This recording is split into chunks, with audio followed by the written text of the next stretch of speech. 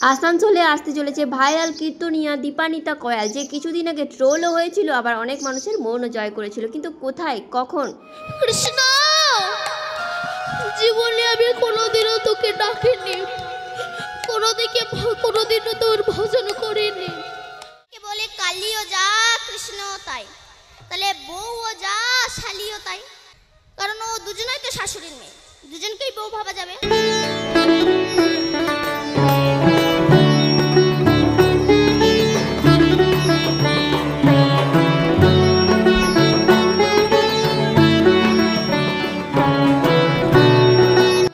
নমস্কার আসানসোলবাসী, আমি শুভ্রা চলে এসেছি আরও একটা নতুন লাইভে। আজকে আমি চলে এসেছি কোথায়?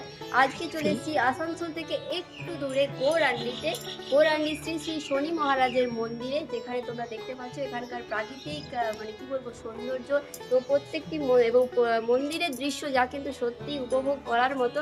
তো পুরো মন্দির চত্বর জুড়ে কিন্তু বিভিন্ন শিল্পকলা রয়েছে, সবটাই নিখুঁতভাবে রয়েছে এবং সব কিন্তু কাছ থেকে দেখাবো। তোমরা জুড়ে থেকো ভিডিওটাতে, আশা করি তোমাদের ভালো লাগবে এবং ইনফরমেশনও থাকছে একটা, তার জন্য তোমাদেরকে ভিডিওটাতে জুড়ে থাকতে হবে, কারণ এখানে কিন্তু একটা বিশাল বড় পুজো হতে চলেছে খুব তাড়াতাড়ি এবং কি বলবো একটা মেলাও বসতে চলেছে, সেটারও ইনফরমেশন দেবো এই ভিডিওতে। সঙ্গে থাকো, দেখতে থাকো।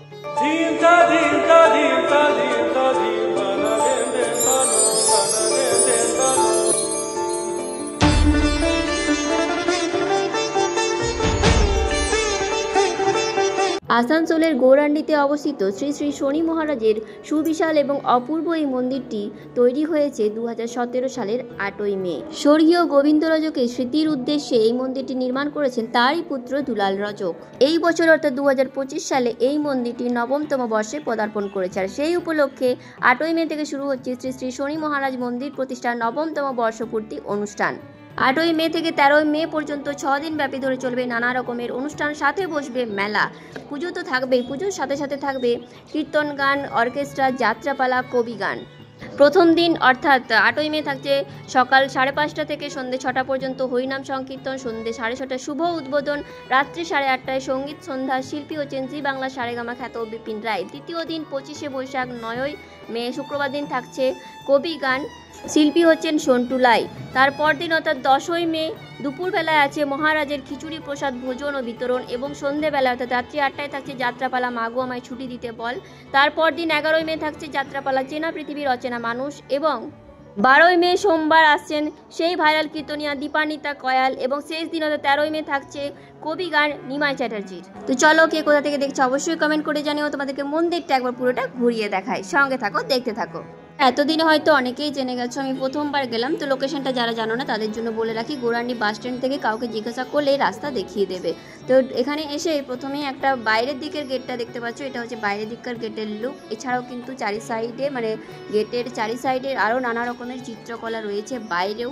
তো গেটের বাইরে অর্থাৎ বাইরের গেটের সামনে তোমরা দেখতে পাচ্ছ এত কারুকার্য রয়েছে, তাহলে গেস করে নাও ভেতরে কত কারুকার্য দেখতে পাবে। আর এই হচ্ছে ভেতর দিককার গেটটা, ঠিক আছে, এটাও খুব সুন্দর। তো ঢুকেই একটা দেখলাম, প্রথমে গেট পেয়ে গেলাম, গেটের পরে প্রথমে দেখছি একটা যজ্ঞ কুণ্ড রয়েছে, ঠিক আছে, একটা যজ্ঞস্থল যেখানে কিন্তু যজ্ঞ হয় পুজোর সময়। তারপরেই আমরা চলে যাব শনি মহারাজের কাছে। তো চলো তোমাদেরকে ভেতরে নিয়ে যাই।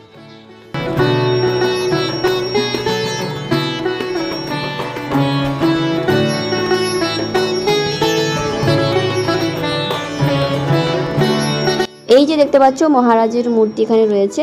তো আর এখানকার চারিপাশের পরিবেশটা কিন্তু খুবই সুন্দর। আর এই যে মেন মন্দির, ঠিক আছে, এই মন্দিরটা দু সাইডে আরও দুটো মন্দির রয়েছে, বাট এই মেন মন্দিরটার চারি সাইডে কিন্তু দেওয়ালে বিভিন্ন রকমের শিল্পকলা রয়েছে। প্রথমেই আমরা দেখতে পেয়ে গেলাম কালীয় দমনের যে দৃশ্যটা, সেই দৃশ্যটা। এরপর দেখতে পাচ্ছি বিষ্ণুর এক অবতার নৃসিংহদেবের সেই রূপ, সেইটাকেও কিন্তু এখানে খুব সুন্দরভাবে ফুটিয়ে তোলা হয়েছে। সুন্দর কারুকার্য যাকে বলা হয়, এক কথায় অনবদ্য।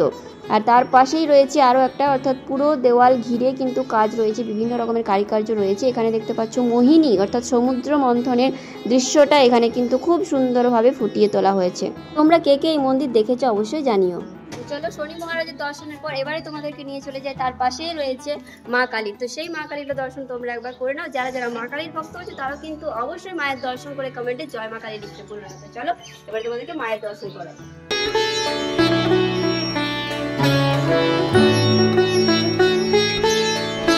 এই মহারাজের মন্দিরে সবার উপরে রয়েছেন কিন্তু মহাদেব, তার দুই পাশে রয়েছে আরো দুটি মন্দির, একটা মা কালীর এবং একটা বজরংবলী। তো মা কালীর মন্দিরটি তোমরা দেখতে পাচ্ছ, ওপরেই কিন্তু রয়েছে রামকৃষ্ণ পরমহংসদেব এবং শারদা মায়ের মূর্তি এবং মাঝখানে রয়েছে একটা জবা ফুলের মূর্তি এবং এই অপূর্ব মন্দিরটির ভেতরে বিরাজ করছেন স্বয়ং মা কালী।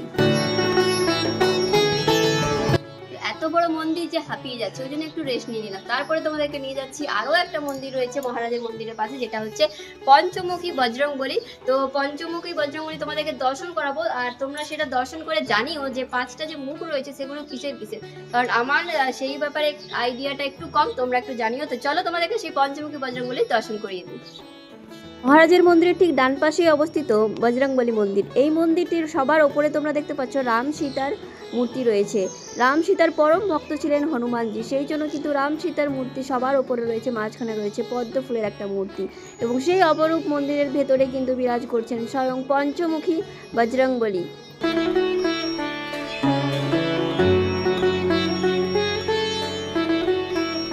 তো আমার তো এই মন্দিরটা খুবই ভালো লেগেছে, ঠিক আছে। এছাড়াও আরো অনেক কিছু বাকি রয়েছে, তো চলো।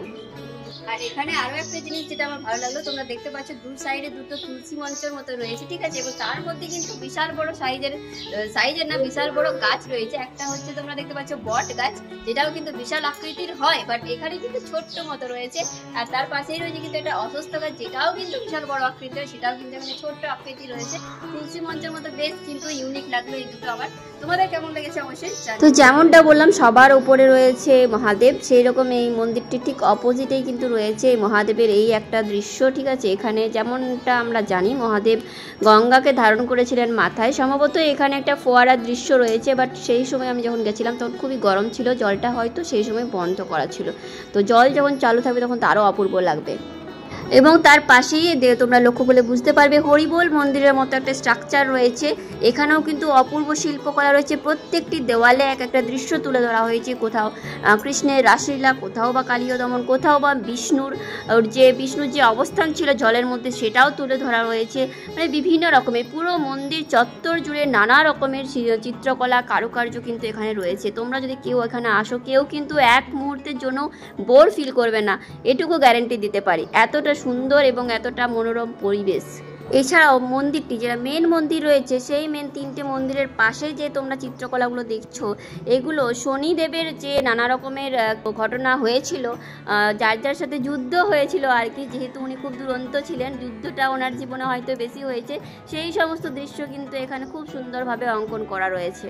তো এই মন্দিরটা আমার খুবই ভালো লেগেছে, তার জন্য প্রচুর ভিডিও রিলস নিয়েছিলাম, বাট পোস্ট করা হয়নি চাপের জন্য। তো আমি আবারও আসতে চলেছি 8 তারিখে, যদি কেউ আসো অবশ্যই দেখা হবে। ভিডিওটি যদি ভালো লেগে থাকে অবশ্যই পেজটিকে ফলো করে নিও পরবর্তী আপডেট পাওয়ার জন্য, এবং অবশ্যই বন্ধুদের সাথে শেয়ার করতে পারো।